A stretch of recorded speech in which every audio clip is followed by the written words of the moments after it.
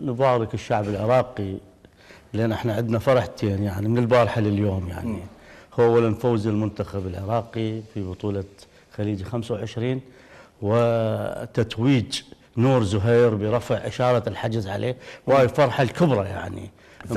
الثانيه من القضاء العراقي ومن الكتل السياسيه ومن الاحزاب وكل الموجودين يعني.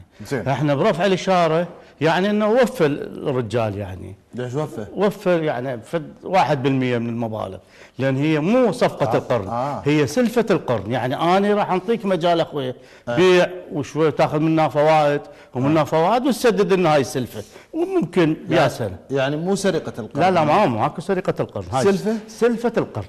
زين، هو شنو الكواليس الموضوع؟ شنو هذا يعني؟